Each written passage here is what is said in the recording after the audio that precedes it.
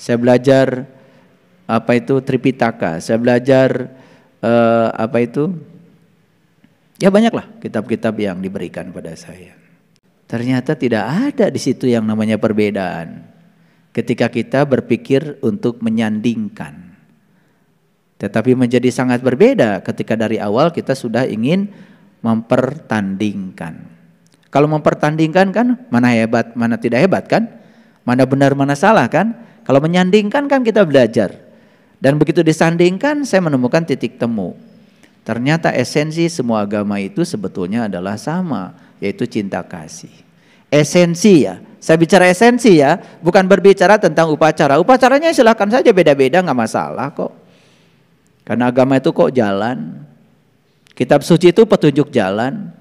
Guru-guru suci itu penuntun jalan. Yang penting Anda punya jalan dan tekun di jalan Anda. Dan yang kedua, Anda bisa membaca petunjuk jalan Anda supaya Anda tidak sesat jalan, kan gitu saja. Maka disinilah perlu guru yang bisa menuntun jalan. Ada jalan, ada petunjuk jalan, ada penuntun jalan. Cukup? Nggak cukup, harus punya kendaraannya. Kalau sudah ketemu jalan, ketemu petunjuk jalan, ketemu penuntun jalan, satu lagi, Anda punya kendaraannya. Kendaraannya harus hebat, kendaraannya harus kuat. Mana kendaraan? Ya tubuh Anda. Siapa kalau begitu supirnya? Pikiran Anda. Siapa penumpangnya? Jiwa Anda. Makanya supir sebelum mengendarai mobil, tanya dulu penumpang mau dianterin kemana. Ini nyupir aja terus, gak pernah nanya penumpang. Itulah kalian selama ini, nyupir aja terus sibuk dari pagi sampai sore. Tapi gak pernah tanya penumpang mau dianterin kemana. Kan itu masalah kita, betul gak? Kadang-kadang merasa jalan kita paling hebat, lalu nyalahin jalan orang. Ya orang yang sibuk mikirin jalan orang, kan dia gak jalan-jalan. Orang udah pergi kemana, dia masih di situ-situ saja. Betul gak? Iya. Kalian mau datang ke rumah saya, ya silakan. Mau lewat Lembang, boleh ke Sariwangi. Mau lewat Geger Kalong, boleh ke Sariwangi. Mau lewat Cimahi, boleh ke Sariwangi juga. Banyak jalan menuju rumah saya. Jadi banyak jalan tuh bukan hanya menuju Roma, salah. Kalian tuh bikin peribahasa kadang-kadang gak pernah mikir. Banyak jalan menuju Roma. Roma, tahu aja enggak? Kesana aja belum. Banyak jalan menuju rumah gue, gitu aja. Sederhana kok. Nggak usah mikirin Roma, tahu juga enggak. Paham maksud saya? Nah yang akan sampai di rumah kita yang tekun. Yang tekun. Yang gak mikirin jalan orang lain. Yang tidak merasa paling benar jalannya. Makanya agama yang paling baik adalah agama yang mengantarkan pemeluknya lebih baik. Itu jawaban yang sangat bijaksana. Paham maksud saya? Oke. Baik ya. Nah, jadi moderasi beragama itu apa? Moderasi beragama itu adalah cara pandang dalam beragama secara moderat. Yakni memahami dan mengamalkan ajaran agama tidak kaku dan tidak liberal. Tidak kaku tetapi juga tidak liberal. Ini yang disebut dengan jalan tengah. Ini saya kasih tahu. Ayo kita lihat semua pada saya. Nabi Muhammad lahir di mana? Di Arab. Oke. Arab punya budaya enggak? Punya. Punya tradisi enggak? Punya. Nabi Muhammad lahir di Arab membawa ajaran namanya apa? Ajaran Islam. Nah waktu ajaran Islam itu hadir di bawah Nabi Muhammad, apakah di Arab saat itu sudah ada kehidupan? Sudah ada tradisi? Sudah ada budaya? Sudah. Kemudian Islam itu menyebar ke semua negara termasuk ke Indonesia. Pertanyaan saya, waktu Islam datang ke Indonesia, apakah di Indonesia punya tradisi? Apakah di Indonesia punya budaya? Oke, pertanyaan saya, apakah budaya dan tradisi Arab dengan Indonesia sama atau berbeda? Beda. Oleh karena itu maka hadirnya ajaran harusnya bukan menghapuskan tradisi dan kebudayaan. Hadirnya ajaran itu harusnya memperkokoh tradisi dan kebudayaan.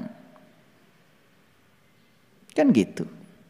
Yang lucu, banyak sekarang ini orang yang memerangi tradisi dan budayanya sendiri. Padahal yang dia bawa dari tempat lain juga bukan ajaran agama yang asli. Justru tradisi dan budaya dari negara lain yang ingin ditanamkan di tempat kita agar tradisi dan budaya kita luluh lantah. Kan aneh. Saya mau nanya, dulu Nabi Muhammad gosok gigi pakai apa? Pakai siwak. Dulu. Percaya nggak? Siwak di zamannya 1500 tahun yang lalu itu paling keren di zamannya. Setuju? Ya pasti Nabi Muhammad pakai yang paling keren dong di zamannya. Tapi Nabi Muhammad bilang, antum a'lamu bi umri dunyakum. Urusan peradaban di zaman antum mungkin berbeda di zaman anak, kata Nabi. Maka aku serahkan urusan peradaban pada antum. Karena sekarang sudah banyak merek sikat gigi. Ada yang keras, ada yang medium, ada yang soft. Kan tergantung giginya. Dan sekarang semua gigi harus pakai siwak, kan repot. Pasta gigi juga ada yang keras, ada yang medium, ada yang soft. Macam-macam orang yang melakukan riset untuk menimbulkan kenyamanan. Nah, siwak itu bukan ajaran. Itu tradisi. Itu teknologi yang berkembang saat itu di sana. Dan sekarang sudah ada dokter gigi, riset tentang gigi. Betul nggak? Macam-macam jenis sikat gigi. Bahkan macam-macam pasta gigi. Nah, kita mau kembali pakai siwak. Ya bau mulut. Ngerti maksud saya? Ini saya kasih tahu. Kenapa ada orang yang bau mulut? Satu, giginya bolong. Dua, mungkin saya nggak bolong, tetapi banyak karang gigi. Tahu karang gigi? Karang gigi itu kan sebenarnya nempel di akar-akar gigi. Lama-kelamaan kan copot tuh giginya. Kenapa? Menurut saya sederhana. Karang gigi itu timbul karena kita tidak kenal susunan gigi kita, sampai kita nggak kenal sikat gigi yang tepat buat kita yang mana. Betul nggak? Pernah nggak mikir sikat gigi yang paling tepat? Yaitu kalau saya riset. Urusan sikat gigi pun saya riset.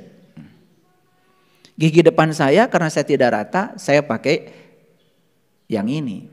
Yang bagian bawah karang gigi, ya supaya tidak ada karang gigi, saya pakai yang ini.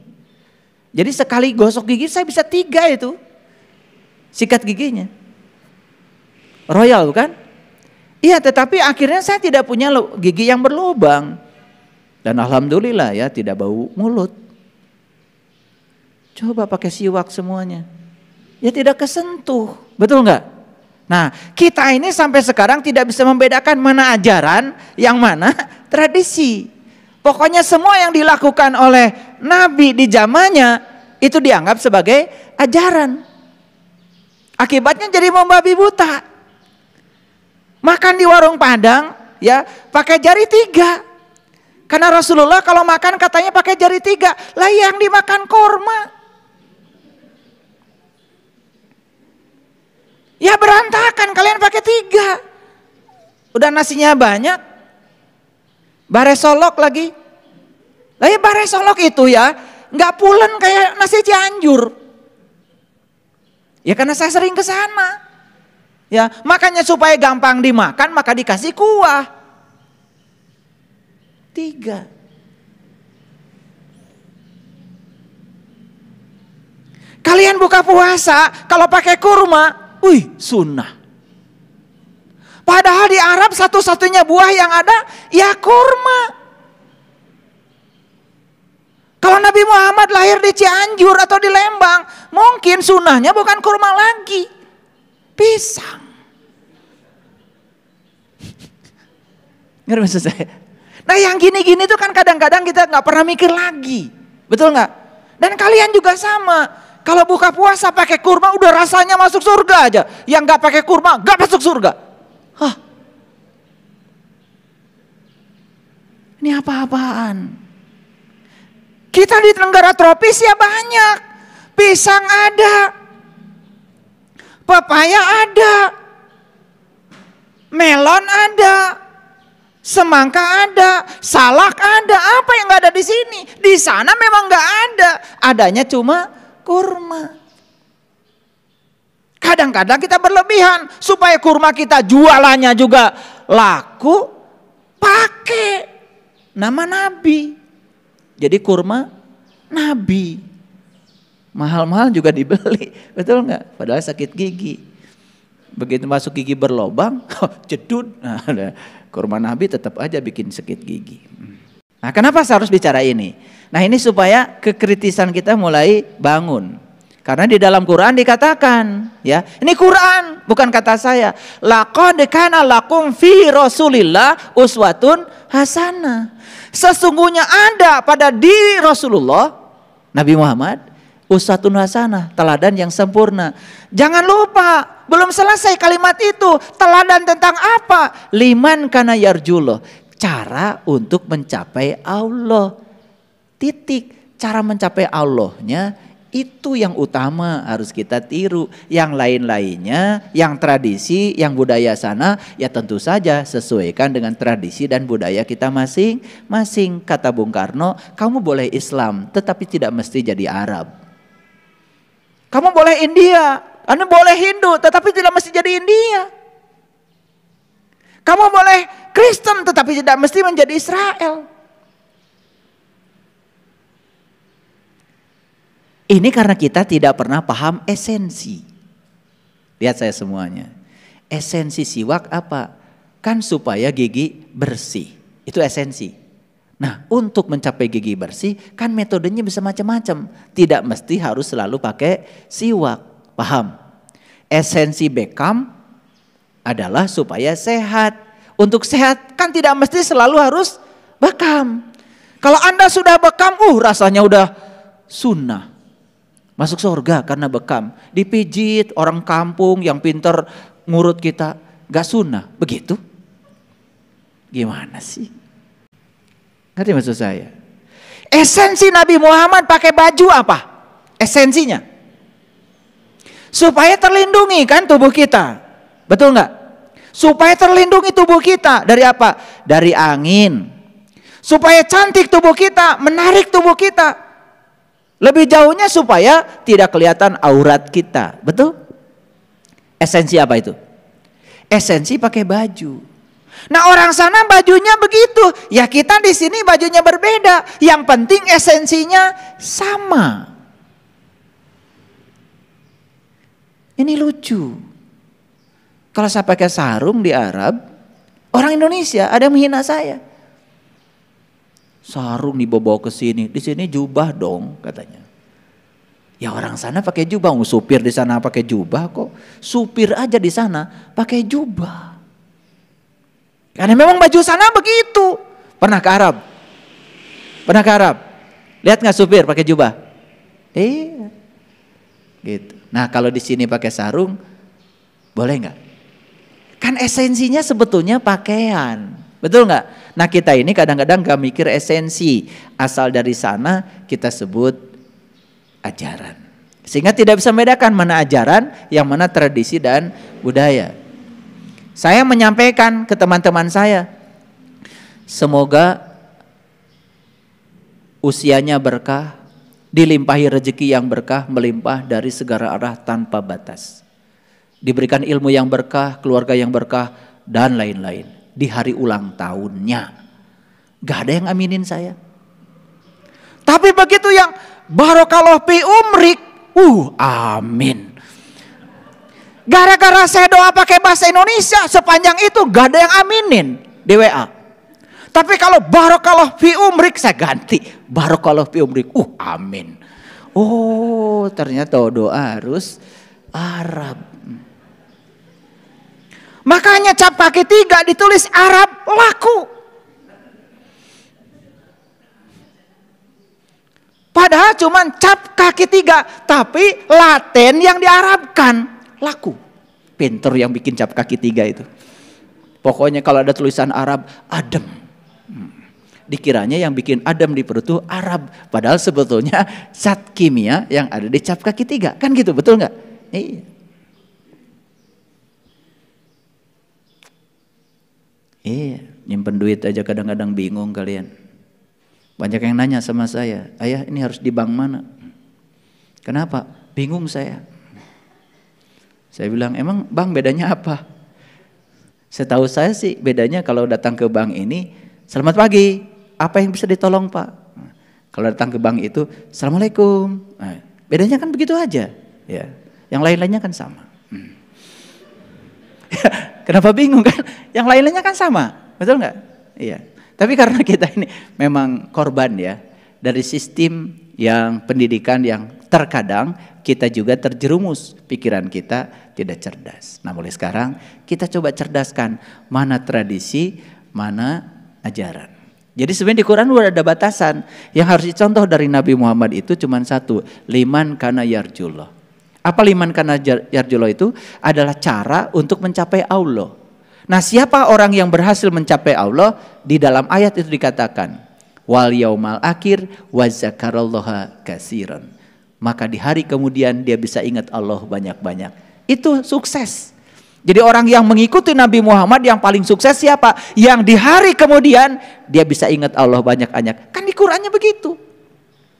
Laqad kana lakum fi Rasulillah uswatun hasanah liman kana yarjullah wal yaumal akhir wa zakarallaha katsir. Jadi ciri orang yang mengikuti Nabi sukses adalah bukan mengikuti pakaiannya, cara tidurnya, dan tradisi-tradisi yang lainnya, tetapi dia bisa mengingat Allah dengan banyak.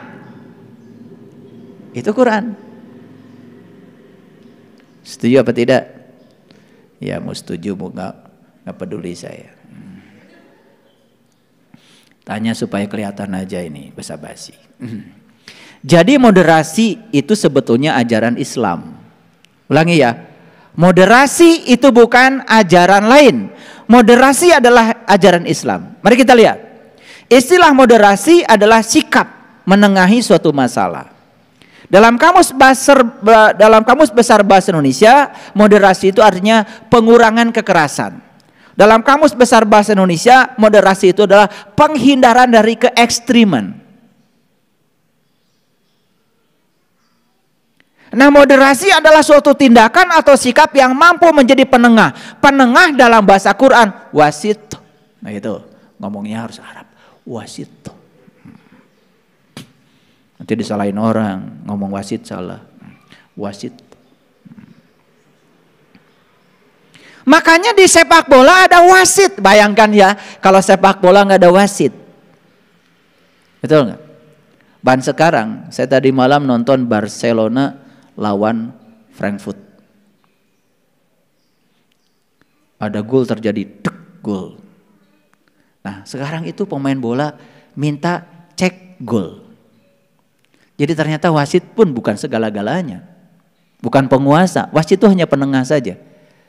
Cek gol.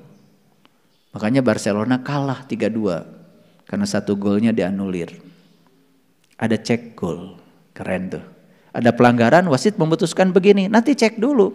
Ada boleh cek pelanggaran. Betul gak handsball atau tidak? Jadi sekarang teknologi sudah membantu kan untuk bersikap yang adil.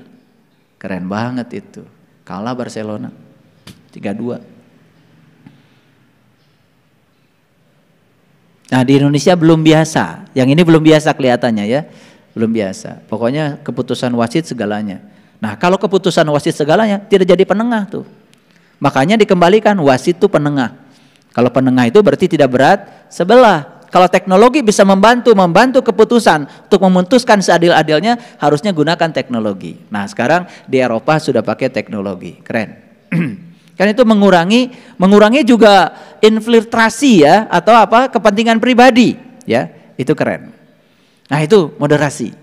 Jadi moderasi itu selalu di titik tengah. Moderasi itu tidak pernah memihak sana sini. Moderat.